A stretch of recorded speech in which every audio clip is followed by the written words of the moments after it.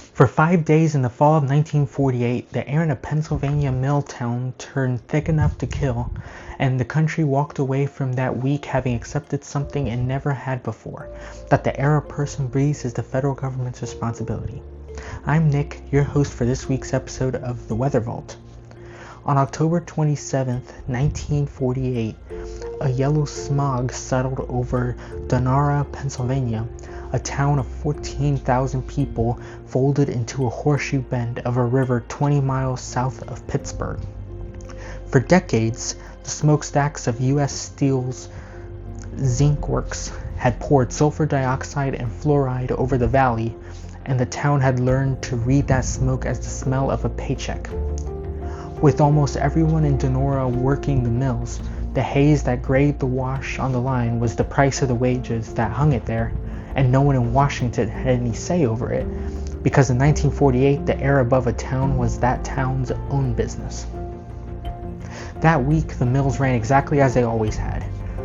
A high-pressure system stalled over the region and pressed a lid of warm air down on top of the cold air sitting in the valley, an arrangement meteorologists call a temperature inversion, and with that warm layer capping it from above, the cold air at the bottom had nowhere to rise. Thickened from below by river fog and held in on either side by the valley walls, the same smoke that had always blown off and dispersed instead pooled into the streets and built on itself for 5 days with no way out. People could not see across the road by the second day. By the time a rainstorm finally broke the inversion on October 31st, 20 people were dead and roughly 6,000 of the town's 14,000 residents had been sickened. Answering that the deaths were an act of God, the steel company blamed the weather, the same answer the powerful had given the drowned at Johnstown 60 years before. The defense was true and beside the point. The weather had not made the poison, but it had kept it from leaving, and by holding it in the valley, the inversion proved that the smoke the town had accepted as the cost of a job could kill 20 people and sicken thousands in the time it took a weather pattern to pass. That was the assumption Donora broke. Because no town governs the wind, a poison that gathers by the laws of the atmosphere cannot be left to one town to manage.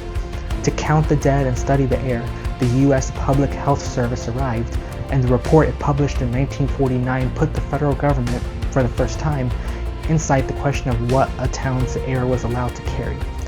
The alarm it raised carried far enough that in 1950 President Truman convened the first national conference on air pollution.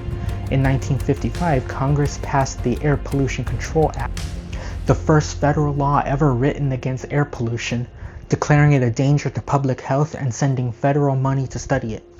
From that law came the Clean Air Act of 1963, which became the far stronger Clean Air Act of 1970, signed the same year the Environmental Protection Agency was created to enforce it. Every national limit on what a factory or tailpipe may release into the air leads back to that line of laws. The Air Quality Index reported on a smoky day exists because the federal government took charge of the nation's air. Outside an old storefront in Donora today hangs an orange sign with 4 words on it: Clean air started here. What a factory may pour into the sky stopped being a single town's business the week Donora's air killed 20 people, and it has answered to Washington ever since. As always, don't forget to like, subscribe, and hit the notification bell to always stay informed of my latest videos.